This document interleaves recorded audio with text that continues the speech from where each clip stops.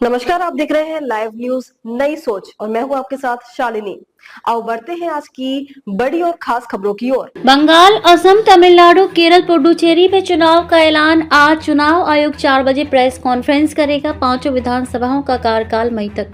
चुनाव आयोग आज शाम 4 बजे पश्चिम बंगाल, तमिलनाडु, केरल, असम और पुडुचेरी राज्यों के विधानसभा चुनावों की तारीख का ऐलान करेगा।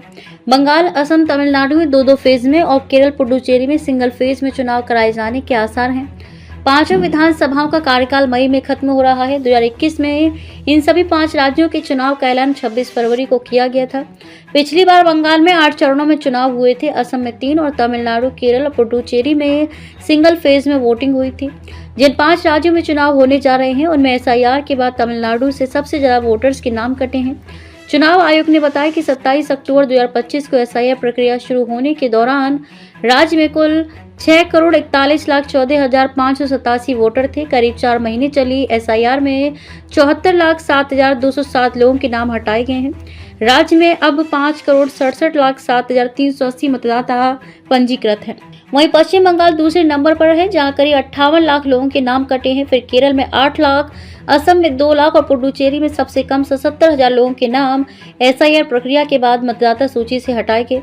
असम स्पेशल रिवीजन एसआर कराया गया था। 14 साल से सीएम ममता के सामने बीजेपी मुख्य चुनौती है। 2026 के चुनाव में टीएमसी जीती तो ममता बनर्जी लगातार चौथी बार मुख्यमंत्री बनेंगी। वे ऐसा करने वाली देश की पहली महिला होंगी। इससे पहले जयललिता के नाम 5 बार तमिलनाडु के मुख्यमंत्री बनने का रिकॉर्ड है। हालांकि वह 1991 से 2016 तक अलग अलग कार्यकाल लगातार नहीं पर मुख्यमंत्री पद पर रही। तमिलनाडु इकलौता ऐसा राज्य है जहां पिछले 60 साल से बीजेपी या कांग्रेस की सरकार नहीं बनी है।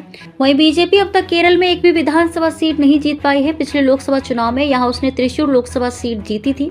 इसके अलावा दिसंबर 2025 में भी बीजेपी ने पहली बार त्रिवेंद्रम तिरुवनंतपुरम नगर निगम का चुनाव जीता। असम राज्य में 10 साल से भाजपा की सरकार है। पार्टी तीसरे चुनाव की तैयारियों में जुटी है।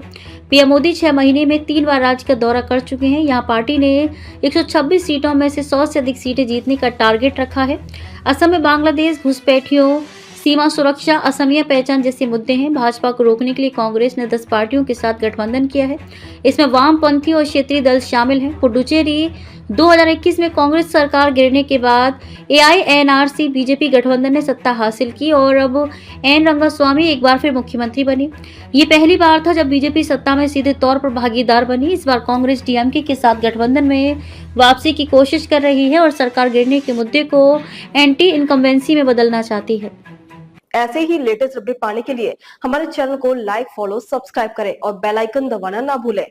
अगर आप हमें फेसबुक, ट्विटर या इंस्टा के माध्यम से देख रहे हैं तो हमें कमेंट करें। धन्यवाद।